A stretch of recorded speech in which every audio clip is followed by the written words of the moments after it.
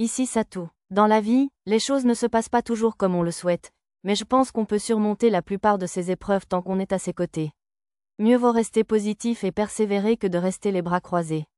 Tu parles d'un repère maléfique. Une fois que le journal de bord de mon écran de rat a confirmé que j'avais vaincu le démon vert, j'ai enfin pu prendre le temps d'inspecter sa cachette. Il n'y avait qu'une seule façon de la décrire. Une structure faite de matériaux métalliques s'étendait dans le vaste espace, avec des lignes étrangement organiques. L'énorme appareil magique auquel le démon était relié semblait s'être brisé à sa mort. Il pourrissait et s'effondrait, comme s'il avait lui aussi été un être vivant. On dirait qu'il y a quelques démons moins puissants. Ma compétence, fouiller toute la carte, m'a indiqué l'emplacement des ennemis dans la zone. J'ai utilisé les sorts flèches à distance et laser pour les éliminer. Le journal dans le coin de mon champ de vision s'est mis à défiler à toute vitesse. J'ai dû remplir les conditions du « butin automatique » en éliminant tous les ennemis sur la carte. En parcourant la liste, j'ai constaté que la plupart des objets n'étaient utiles qu'à des fins maléfiques, bocaux et accessoires remplis de miasmes, eux pour invoquer des démons, cornes courtes et longues pour transformer les humains en démons, etc. J'ai créé un dossier « démon vert » et j'y ai tout rangé. Lorsque le journal a cessé de se remplir, je suis sorti. Je suis hors de la province, hein? J'ai supposé que c'était dans la province de Parion, car j'ai pu y accéder grâce à Retour. De toute évidence, c'était en fait dans l'un des territoires monstrueux qui bordaient la province de Parion au sud. Je ferais mieux de détruire cet endroit. Plutôt que de laisser d'autres démons essayer d'utiliser les lieux, j'ai drainé la magie de certaines de mes épées sacrées produites en série pour utiliser un déluge de magie explosive, explosion, afin de détruire la structure souterraine sans espoir de récupération. Au cas où j'aurais besoin de réexaminer les lieux, j'y ai placé un marqueur sur la carte. Après avoir rapidement vérifié s'il y avait d'autres bases dans le coin, j'ai décidé de retourner auprès de mes amis. Tama. Je suis allé à la base temporaire où j'avais évacué Tama et je l'ai vue assise, la tête enfouie dans ses genoux. Elle a levé les yeux brusquement à mon approche. Maître, elle s'est levée et a trotté vers moi. Monsieur Sage est-il parti? Le sage a été capturé par un geôlier et jeté dans la prison du dieu maléfique. Alors que Tama baissait les yeux, les larmes aux yeux, je lui ai doucement caressé la tête et lui ai dit la vérité. Miaou? Tama a incliné la tête. Elle n'a pas semblé bien comprendre. Ça veut dire qu'il est toujours en vie. Miaou? Tama s'est essuyé les yeux et m'a regardé. On peut le revoir? Je ne sais pas trop. On ne peut pas lui rendre visite là-dedans, donc probablement pas avant sa libération. C'est vraiment moche. Tama parut déçue, mais au moins elle retrouva son sourire. Maître, Tama a disparu. Est-elle avec vous? J'ai reçu un appel d'Arisa. Je suppose que notre conversation tactique a été coupée pendant le combat contre le Seigneur Démon. Oui, elle est là. On va bien tous les deux, ne t'inquiète pas.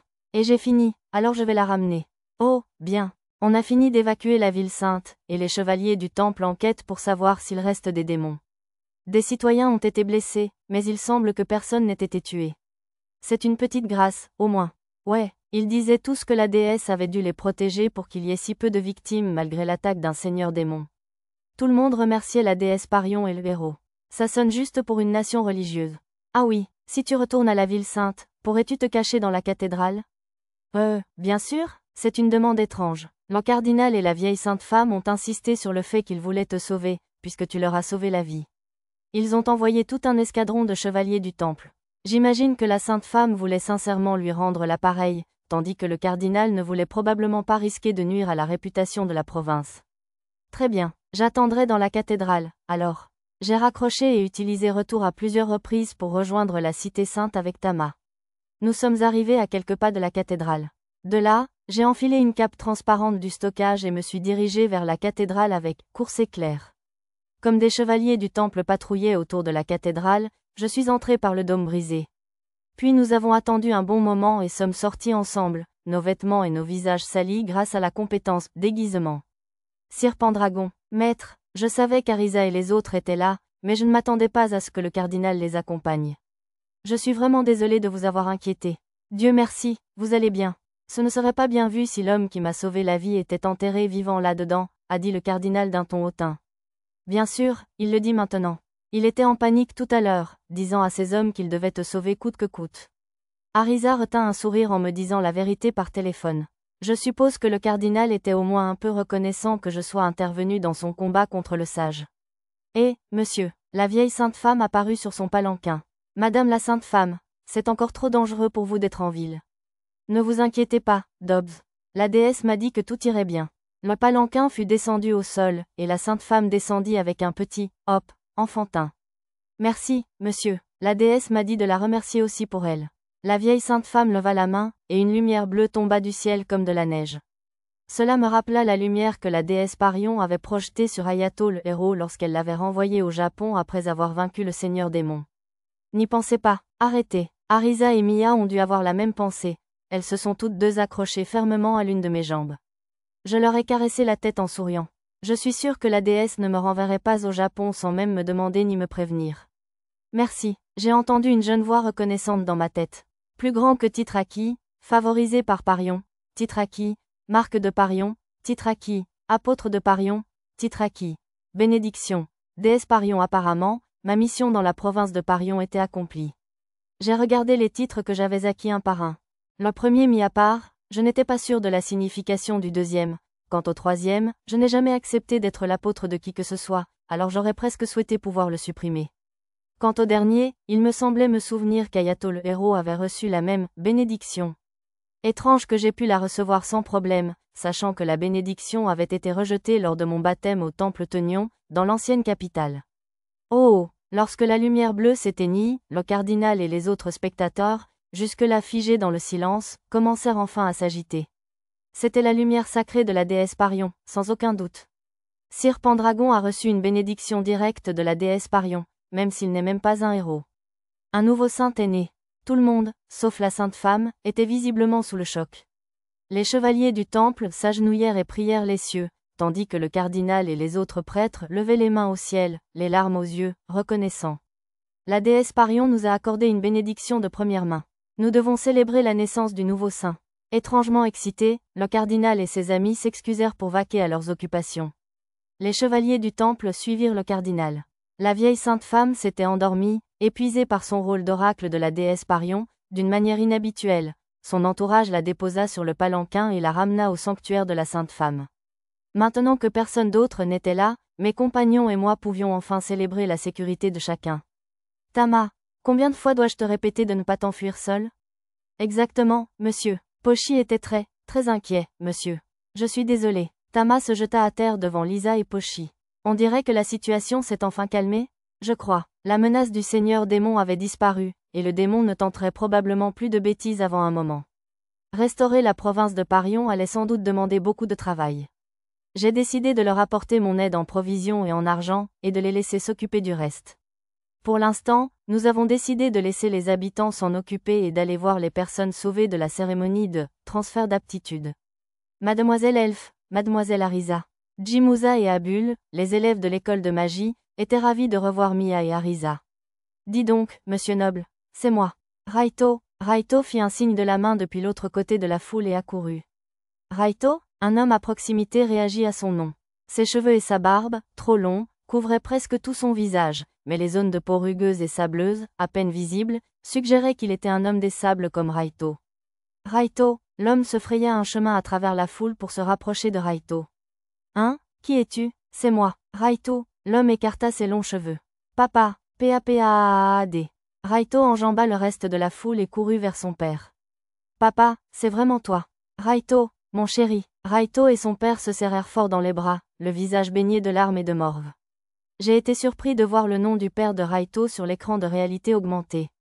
Monsieur Yusaku? Ouais, moi. Qui es-tu? On s'est déjà rencontrés? Raito m'a dit que son père s'appelait Yusak, mais apparemment, c'était Yusaku. Il était l'une des réincarnations mentionnées par le seigneur démon Shizuka. J'avais beaucoup de questions à lui poser, mais pour l'instant, j'ai pensé qu'il valait mieux le laisser profiter de ses retrouvailles avec Raito. Jeune maître, je me suis retournée et j'ai trouvé Pipine portant un grand sac sur le dos et deux autres sous les bras. J'ai aussi secouru les gens qui étaient forcés de travailler dans la zone minière de la strate inférieure. Merci, Pipine. Est-ce l'épreuve que le seigneur Kuro vous a demandé de collecter? Oui, et il y en a une tonne. J'ai mal au derrière. Dans ce cas, vous pouvez emprunter ceci. J'ai sorti un petit sac magique de mon sac de garage et je l'ai tendu à Pipine. Il en restait encore des tonnes dans mon entrepôt. Oh, merci beaucoup. Ne vous inquiétez pas, vous nous avez aussi beaucoup aidé pour tout. J'aurais même dû lui fournir un sac magique par transfert de matériel quand je lui ai confié la mission de Kuro. Qu'est-il arrivé à ce salaud de sage? Il a saccagé la cathédrale. On aurait eu de gros ennuis si sœur Nanashi le héros n'était pas venue à notre secours. Sœur Héros est arrivée, hein? Ça a dû bien se passer, alors. J'avais presque l'impression que Pippin était plus loyal à Kuro qu'à Nanashi. Ça n'a pas d'importance, puisqu'ils sont tous les 2 mois de toute façon. Au fait, on dirait que la plupart des gens qui ont fait la cérémonie de transfert d'aptitude font encore confiance à ce salaud de sage, tu sais. Il ajouta que même certaines personnes contraintes de travailler dans l'usine à expérience croyaient encore au sage. Je suppose que le sage utilisait sa magie psychique et sa connaissance des techniques de manipulation pour inciter les gens à l'admirer.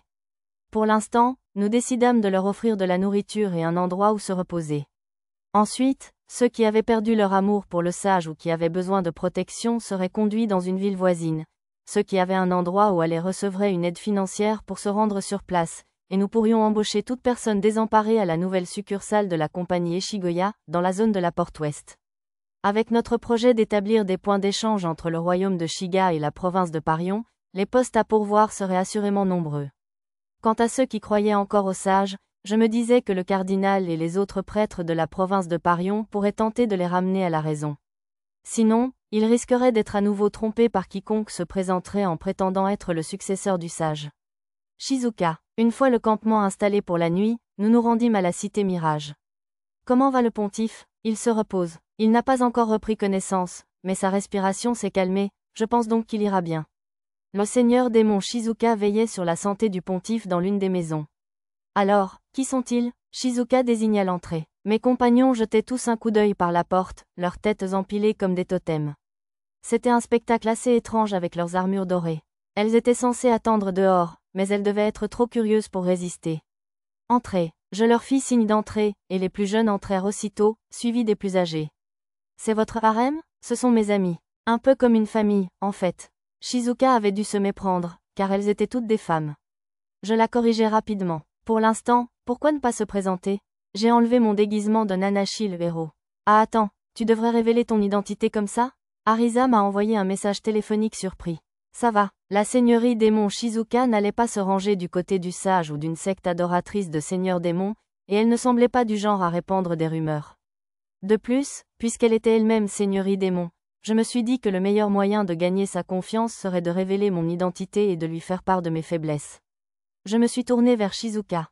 Je suis le vicomte Satu Pendragon, vassal du comte Muno du royaume de Shiga. Je suis aussi leur vice-ministre du tourisme. Pendragon, vice-ministre du tourisme? La seigneurie démon Shizuka haussa un sourcil en entendant ces mots qui semblaient déplacés en ce monde. Je m'appelle Arisa. Je suis une réincarnation, comme toi.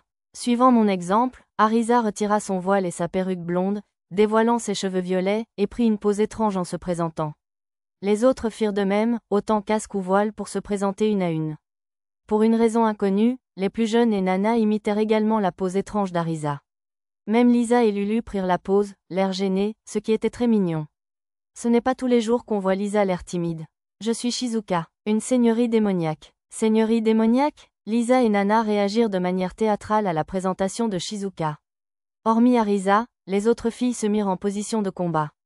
Attends, elle va bien, c'est l'une des nôtres. Arisa se précipita devant Shizuka et écarta les bras. La seule réaction de Shizuka face à cette soudaine hostilité fut d'incliner la tête et de répéter « l'une des nôtres ». Mais Arisa, les seigneurs démons ne sont-ils pas des ennemis qu'il faut vaincre? Je te le dis, pas celui-là. Lisa fronça les sourcils, perplexe, tandis qu'Arisa tentait de la convaincre. En fait, je suis d'accord. Tu devrais probablement. Ce commentaire venait de Shizuka elle-même. Allez, ne dis pas ça comme si ce n'était pas ton problème. Maintenant que je suis seigneur démon, je ne pourrai plus jamais redevenir normal. Il a dit que c'était pratique qu'il puisse aussi collecter autant de miasmes. Le seigneur démon Shizuka baissa la tête d'un air sombre. Son commentaire me poussa à la regarder avec vision miasmatique. Effectivement, des traces de miasmes suintaient de son corps. Était-ce parce qu'elle avait été transformée en seigneur démon, ou parce que son réceptacle spirituel était brisé? Le pontife, qui avait bu un élixir plus tôt, ne laissait échapper aucun miasme. Tiens, essaie de boire ça, s'il te plaît. D'accord. Shizuka prit l'élixir et le vida sans hésiter.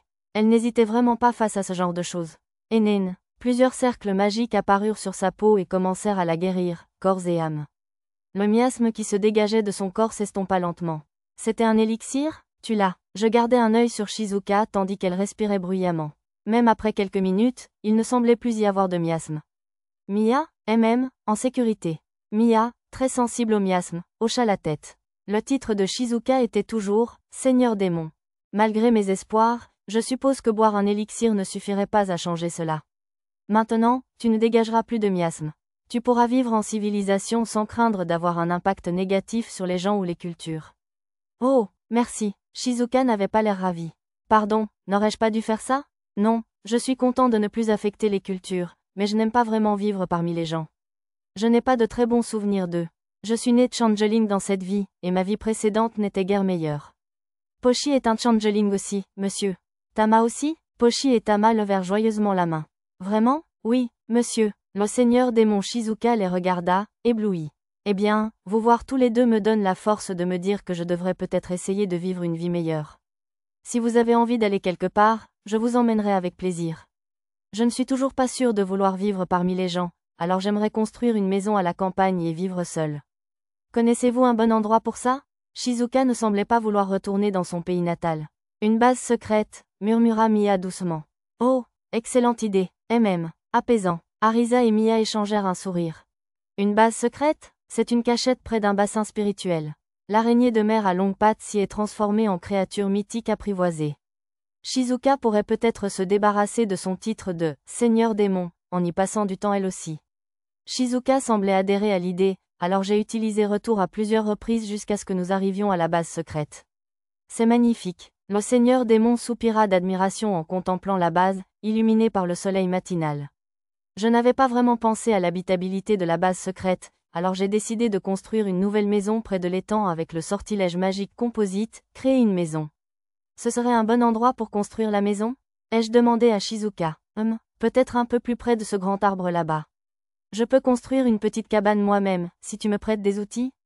Je te donnerai bien sûr des outils pour le bricolage, mais je peux construire la maison, ne t'inquiète pas. Que dirais-tu de quelque chose comme ça? J'ai utilisé le sortilège de lumière, illusion, pour exposer un échantillon de la maison, que j'ai essayé de reproduire d'après une maison anglaise qu'une sorcière vivant en forêt pourrait avoir dans un conte de fées. Oh, comme c'est mignon. Un style un peu plus germanique, peut-être? Avec des fenêtres comme ça et une entrée comme ça.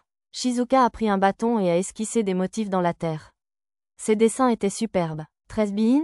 Très bien, monsieur. Tama et Pochi s'illuminèrent en voyant son œuvre. J'ai modifié la maquette de la maison d'après les dessins de Shizuka.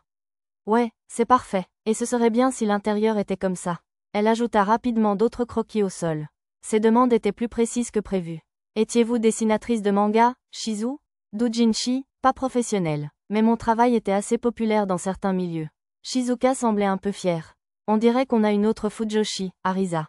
Kyuki-s, s'exclama Shizuka, surprise, quand Hikaru sortit de la base secrète. Je suis Hikaru, l'ami d'enfance de Satu. Ravi de te rencontrer, toi aussi. Je n'étais qu'une lectrice, alors je suis ravie d'avoir une vraie dessinatrice ici. Hikaru prit la main de Shizuka et la serra avec force. D'accord, super, lâche-moi. Submergé par l'enthousiasme d'Hikaru, Shizuka tituba vers moi et reçut un autre choc. Quoi? Comment se fait-il que la maison qu'on vient de concevoir soit déjà terminée? Ce n'est que l'extérieur. Il n'y a qu'un lit et le strict minimum de meubles à l'intérieur, alors Hikaru peut t'aider à tout acheminer dans la capitale royale. Shizuka devrait pouvoir faire ses courses en ville si Hikaru était avec elle. Par mesure de sécurité, j'avais configuré le miroir de téléportation vers la capitale royale uniquement si Hikaru était avec elle, mais j'espérais pouvoir lui donner un accès solo. Si je lui donnais un appareil de contact d'urgence pour se connecter à Hikaru, elle serait en sécurité même en cas de problème. Satu, qu'est-ce que tu fais au juste? Le seigneur démon Shizuka me fixait, incrédule. Je ne savais pas quoi répondre, alors j'ai juste souri vaguement, comme tout japonais qui se respecte. On peut y aller? Pochi veut voir aussi, monsieur. Allez-y. Une fois la permission donnée par Shizuka, les filles entrèrent joyeusement. Ma maison de rêve. Shizuka, la seigneur démon, resta dehors, contemplant la maison avec admiration. Vais-je être retenue ici comme maîtresse? Oui fine, détecta ses murmures. L'amante d'un jeune garçon. C'est un crime, certes, mais pas un mauvais complot d'amour interdit. Je fis semblant de ne rien entendre, même si elle et Arisa auraient probablement aimé en discuter. Shizuka finit par proposer de nous préparer le petit déjeuner pour tester la nouvelle maison. Elle laissa Lulu et Lisa l'aider, mais quand j'essayais d'entrer dans la cuisine, elle me dit que les garçons n'y étaient pas admis. On dirait de la discrimination sexuelle, à mon avis. Ah oui, Hikaru, merci pour le rouet. J'ai pu vaincre ce grand démon vert grâce à ça. Quoi, vraiment? Les yeux d'Hikaru s'écarquillèrent. Je suis étonné que tu aies réussi à traquer Green, ce lâche est rapide. Ça a aidé que quelques incidents soient arrivés pour le distraire. J'ai remercié Hikaru et rendu le rouet de la chasse aux rêves. Je suis sûr que Michi est heureux au paradis maintenant, lui aussi. Hikaru hocha la tête, faisant référence à l'artisan d'outils magiques qui avait fabriqué le rouet. Merci d'avoir attendu. Le petit déjeuner est prêt. Lulu et Lisa ont sorti de grands plats et ont commencé à dresser la table que j'avais préparée dans le jardin. Comme la maison était conçue pour une seule personne, la salle à manger était trop petite pour autant de monde. Arisa a fait le signe habituel de « merci pour le repas » pour commencer le repas. Ce qui était super, sauf que, waouh, on dirait que les genres populaires sont assez similaires, même à travers les époques. Les titres sont assez différents, par contre. Qu'est-ce que tu aimais, Shizuka? Oh, presque tout, je dirais. Je ne suis pas fan des genres très musclés ou violents. Je suis plutôt en costume-cravate, donc j'aime les romances de bureau et les histoires d'amour entre patrons et employés, ce genre de choses. Je commençais juste à m'intéresser un peu à la relation femme-mûre, jeune garçon aussi. Du bon boulot. Hikaru, Shizuka et Arisa étaient plongés dans une conversation sur les doujinshi. Les autres membres du groupe étaient pour la plupart assis là, tellement confus qu'ils avaient des points d'interrogation flottant au-dessus de leur tête. Je les ai poussés à manger et j'ai plongé dans mon assiette. La cuisine du seigneur démon Shizuka, sans être époustouflante, était très impressionnante pour quelqu'un qui n'avait pas la compétence cuisine. Vous dessinez dans ces genres-là aussi? Oh, mon travail s'adressait surtout à tous les âges. Après tout, ma vie précédente s'est terminée à 20 ans. Ah, je vois, votre Japon avait aussi, Voyons, quel est le titre officiel? 20? Arisa semblait profondément perturbée par quelque chose. Hikaru et Shizuka ont poursuivi leur conversation de nerds acharnés, inconscients de sa douleur. Apparemment, ils avaient encore beaucoup à se dire, même après le petit déjeuner, alors nous avons laissé Shizuka et Hikaru tranquilles et sommes retournés dans la province de Parion. Peuple de la province de Parion. Déguisé en Anashi le héros, je prononçais un discours du haut du ciel au-dessus de la cathédrale.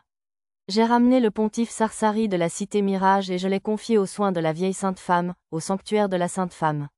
Elle semblait être un bon choix, car elle était d'une nature bienveillante et se trouvait être proche du cardinal d'Obunaf, numéro 2 de la province de Parion. J'ai vaincu le démon maléfique qui se faisait passer pour le pontife Sarsari. Votre pontife bien-aimé est sain et sauf. À ces mots, la foule autour de la cathédrale a éclaté en acclamations. Sa sainteté, où est-il? Il est actuellement sous les soins de la déesse, soignant ses blessures infligées par le seigneur démon. Il se montrera sans doute à vous une fois complètement rétabli. Le cardinal m'a aidé à trouver ces mots soigneusement choisis au sanctuaire de la Sainte Femme. Plutôt que d'essayer de les exprimer sur le ton désinvolte de Nanashi, j'ai décidé de lire les lignes qu'il avait écrites pour moi. J'ai entendu dire que sa sainteté s'est transformée en seigneur démon. A crié quelqu'un, mais le reste de la foule s'est ligué contre lui avec indignation. Quel irrespect! Êtes-vous un adorateur de seigneur démon? Ô fidèle, le cardinal prit la parole. Je l'écoutais à moitié, pensant à la suite des événements dans la province de Parion. Il y avait probablement peu d'espoir de voir le pontife reprendre ses fonctions après les effets de sa transformation en seigneur démon. Une fois rétabli, il était prévu qu'il se montre à tous pour rassurer sur son bien-être, puis qu'il prenne sa retraite et vive le reste de ses jours dans une demeure pittoresque du quartier de la Porte Nord. Le cardinal m'informa que le nouveau pontife serait choisi par un vote de tous les ecclésiastiques de rang pasteur ou supérieur. En attendant, le cardinal servirait de remplaçant. Sir Metzalt, l'utilisateur de l'épée sacrée nommé nouveau capitaine des chevaliers du temple, soutenait le cardinal, dont l'élection comme prochain pontife était largement considérée comme acquise. Soit dit en passant, j'ai fermement rejeté la proposition d'ajouter le nom de Satou à la liste officielle des saints. Le cardinal n'avait pas encore tout à fait abandonné, mais j'étais déterminé à décliner respectueusement. La menace du seigneur démon a disparu. À partir d'aujourd'hui, sachez que sa sainteté, et la déesse Parion elle-même, souhaitent que nous nous consacrions tous à la restauration de la province. Sur l'ordre du cardinal et les instructions précises des prêtres, les habitants de la province de Parion entreprirent la reconstruction et la restauration de la ville sainte et de la province. Je leur fis signe de la main et me dirigeai vers la porte ouest, où mes amis m'attendaient. Bon retour, maître. Arisa et les autres étaient rassemblés devant un grand bâtiment d'une compagnie commerciale. Je saluai les filles qui se penchaient à la fenêtre pour m'accueillir, et me dirigeai vers l'entrée de la compagnie commerciale lorsqu'un visage familier me rejoignit. Eh, jeune maître, vous avez mis du temps. Pipine. Alors, ce doit être la succursale de la compagnie Eshigoya? Je ne pus m'empêcher de transformer ma déclaration en question.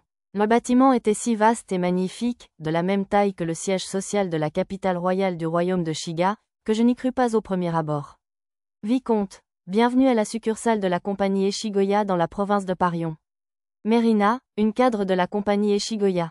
Non, maintenant la directrice de cette succursale, m'accueillit avec un sourire. Étant désormais directrice, elle portait une tenue similaire à celle de la directrice Eleuthérina, au lieu de ses vêtements habituels. Bonjour, Madame Mérina. Ce bâtiment est vraiment impressionnant.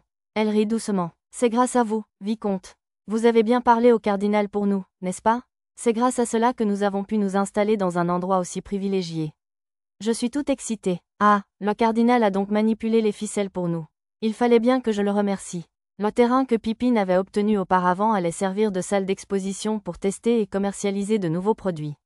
Arisa descendit du 2e étage. Maître, ils ont dit qu'ils embaucheraient tous ceux que nous avons amenés pour travailler à la compagnie Eshigoya. De toute façon, nous comptions embaucher des locaux.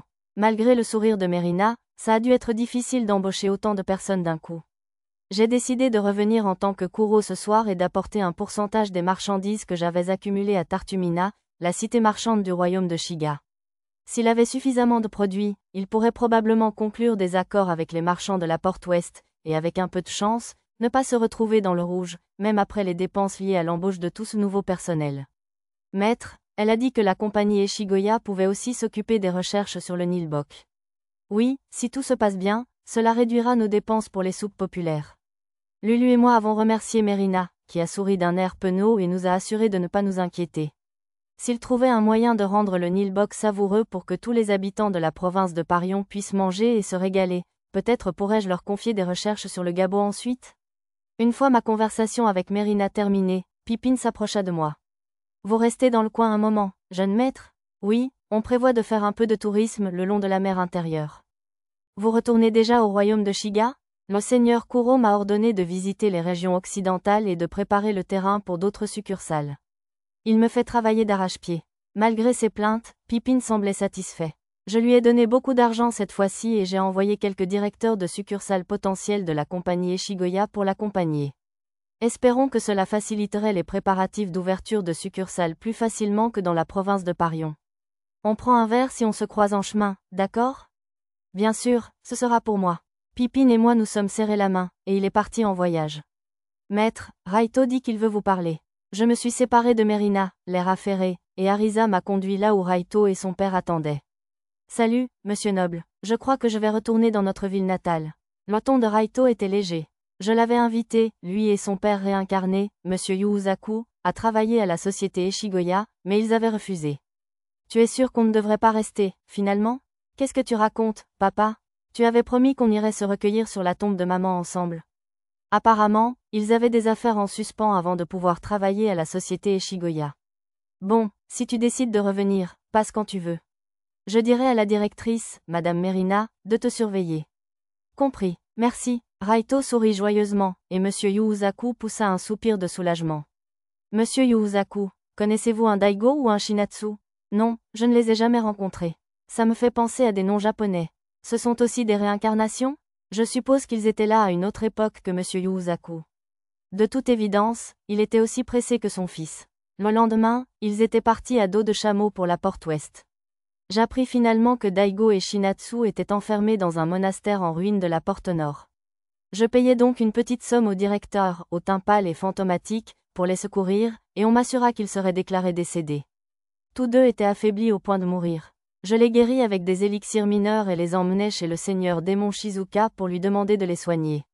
Je n'oublierai jamais son expression lorsqu'elle serra les 2 enfants dans ses bras en larmes. Il se trouve qu'il me restait une dernière mission à accomplir dans la province de Parion, aider les pauvres. Au début, je pensais avoir fait ma part en chargeant la compagnie Eshigoya de trouver un moyen de rendre le Nilbok plus savoureux. Mais en me couchant, je réalisais qu'il existait une solution plus fondamentale au problème. Je n'arrive pas à croire que tu aies pensé à ça. Arisa regarda dans une fosse profonde de la taille d'une bouche d'égout. J'avais utilisé le sort de magie de la terre, fosse, pour creuser un trou qui atteignait la veine d'eau souterraine que j'avais repérée sur ma carte. Profondément profond? Ce serait terrible de tomber dedans, monsieur. Tama et Pochi essayèrent de regarder dans le trou. Lisa attrapa leur ceinture pour les empêcher de tomber. Mais maître, ce ne sera pas terriblement difficile de puiser de l'eau à une source aussi profonde? Oui, Lulu. Ce serait difficile même avec une pompe, je suis d'accord. Tu vas utiliser un moulin à vent ou quelque chose comme ça? Non, encore mieux. Je fis un clin d'œil à Arisa et apportai un arbre à brise-vent que j'avais trouvé en cherchant sur la carte. C'était un arbre immense au tronc bien plus large que la fosse, ses anneaux suggérant qu'il avait environ 1000 ans. Ses racines abondantes étaient incroyablement longues. Un baobab, non, le tronc est trop gros. Les arbres à branches de brise peuvent emmagasiner une quantité considérable d'eau dans leur tronc. J'avais appris cette propriété en combattant le sage sous sa forme de roi démon et en voyant par hasard un arbre à branches de brise se faire abattre, produisant un immense geyser d'eau. Mia, peux-tu m'aider à faire en sorte que les racines atteignent la source d'eau en contrebas? J'ai compris. Je donnai à Mia une perle d'esprit des arbres du stockage. Puis je versai un grand bocal de nutriments sur et autour de l'arbre à brise et libérai ma lumière spirituelle normalement scellée. Cela devrait suffire pour les préparatifs. Moi, Missanaria de la forêt de Bolénan, j'implore l'arbre à brise de la province de Parion. Accepte le pouvoir de la perle d'esprit des arbres et laisse tes racines s'enfoncer jusqu'à la source d'eau abondante qui sommeille profondément dans la terre. Mia s'adressa à l'arbre à brise par l'un de ses rares longs discours. La force de la perle d'esprit des arbres et des nutriments emplit l'arbre, et je vis, grâce à mon sort de magie pratique, clairvoyance, que ses racines s'étendaient vers la source d'eau à une vitesse étonnante. Terminé. Lorsque la magie de Mia fut à moitié épuisée, les racines de l'arbre à brise atteignirent l'eau en contrebas. Merci. Peux-tu lui demander de puiser l'eau ensuite? Compris. J'ai restauré les PM de Mia avec transfert de mana. Moi, Missanaria de la forêt de Bolénan, j'implore l'arbre à brise de la province de Parion. Accepte le pouvoir de la perle d'esprit des arbres et puise dans la source d'eau abondante qui sommeille au plus profond de la terre pour restaurer la terre desséchée. Mia brandit la perle d'esprit des arbres et pria de nouveau. Un grondement sourd retentit au plus profond de la terre. Mia, j'entends quelque chose, monsieur. Tama et Pochi s'éloignèrent de l'arbre à brise, tandis que nous le surveillions avec Mia. Là, juste au moment où Mia parlait, le sol près de l'arbre à brise s'assombrit d'humidité, et bientôt des gouttes d'eau ruisselèrent des feuilles de l'arbre. Maître, regardez les branches, je vous le déclare. L'eau, Nana désigna l'eau qui coulait du haut de l'arbre à brise. Il y en avait tellement que Lisa s'exclama de surprise. Bientôt, l'eau se répandit sur la terre et commença à humidifier le sol asséché, formant finalement une mare assez grande pour être appelée un étang. Une fois les effets de la perle d'esprit des arbres dissipés, la production d'eau ne fut plus aussi importante, mais les gouttelettes des feuilles ne ralentirent pas. Même sous le soleil ardent de la province de Parion, le niveau d'eau de l'étang ne diminua pas. Cela devrait être largement suffisant pour servir de source d'eau aux habitants. Avant le coucher du soleil, j'en discutais avec le cardinal, déguisé en anashi, et je fis le tour des oasis de brise-vent près des villages les plus pauvres et autour de la ville. Mia s'étant épuisée en cours de route, j'ai fait le reste du travail de la perle d'esprit des arbres seuls. Aussi fatigant que cela ait été, je pense que le travail en valait la peine. Maintenant, nous pouvons enfin retourner visiter la ville. Une fois nos soucis réglés dans la province de Parion, nous sommes allés dans un restaurant du quartier de la Porte Ouest où la directrice, Merina, nous avait aidés à réserver. Il était temps. Où voulez-vous aller ensuite? En attendant nos plats, j'ai demandé à chacun ce que nous avions prévu. J'avais prévu d'étudier les cercles magiques d'invocation de héros dans Saga Empire, mais il n'y avait pas d'urgence. J'avais aussi examiné les documents que Pippin avait récupérés la veille, lors de la réception des marchandises. S'il y avait de nombreuses preuves de mauvaises actions, il n'y avait malheureusement aucune information sur la façon d'annuler une transformation en chimère. J'ai fait en sorte que les preuves soient remises au cardinal et j'ai accepté avec joie le reste des documents de recherche et des grimoires, prévoyant de les utiliser pour aider les gens dès que possible. Pochi veut rencontrer le général samouraï, monsieur. Le général samouraï, hein? Je suis plus intéressé par la rencontre avec le maître épéiste. J'adorerais goûter à la cuisine de ce chef kaléidoscopique. Pochi, Lisa et Lulu voulaient toutes rencontrer des célébrités dont nous avions entendu parler. Le chef kaléidoscopique, dont Lulu parlait, était aussi connu sous le nom de chef déviant. Je n'étais pas sûre de vouloir qu'elle rencontre quelqu'un comme ça. J'aimerais bien aller voir la tour du sage. Je parie qu'il y a plein de grimoires, tu ne crois pas? J'étais curieux aussi. La tour du sage était le surnom de la cité-état de Kalizork, construite autour d'une tour qu'un sage avait construite il y a longtemps, sans aucun lien avec Sorehero le sage. Les habitants l'appelaient aussi la tour de la sagesse. Et toi, Mia? La grande salle de concert. C'est dans le royaume de Mayusia, non? L'île. La grande salle de concert fut construite par un empereur mélomane à l'époque de l'Empire Flux. On disait que c'était un lieu où l'on pouvait entendre une musique céleste impossible à recréer avec les technologies modernes. J'aimerais voir le pays des poupées, je vous le déclare. Curieux, à Akesemia. Nana faisait référence à l'Odolork, une petite nation célèbre pour ses poupées, ses peluches, etc. Elle était proche de la province de Parion, nous avions donc vu leurs produits au bazar. Miaou, grommela Tama d'une voix douce, l'air un peu apathique. Remarquant l'inquiétude de tous, elle s'exclama aussitôt, de la viande. Puis ajouta, un endroit avec plein de viande délicieuse? Pochi aussi, monsieur. Pochi veut aller quelque part où il y a beaucoup de viande, monsieur. J'ai entendu dire qu'il y a plein de nations le long de la mer intérieure. Peut-être que l'une d'elles a de la viande qui saura nous satisfaire. J'ai hâte de voir ce qu'il prépare. Pochi s'empressa d'appuyer les propos de Tama, et Lisa et Lulu se joignirent à la conversation, jusqu'à ce que tout le monde discute joyeusement des plats de viande qu'ils voulaient goûter. Merci d'avoir attendu. J'ai bien peur que ce ne soit pas de la viande, mais c'est quand même délicieux, je vous assure. La serveuse apporta de délicieux plats de fruits de mer et commença à les dresser sur la table. Miam, Pochi a faim, monsieur. Les sourires de Tama et Pochi se répandirent dans le reste du groupe. Bon, alors, à table. Merci pour le repas. Un concert de voix joyeuses résonna dans le ciel de la province de Parion. Le repas était vraiment délicieux. Une cuisine savoureuse et des amis souriants sont la meilleure partie de tout voyage. Il devait y avoir toutes sortes de plats délicieux dans les régions occidentales aussi. J'avais hâte de les goûter tous ensemble.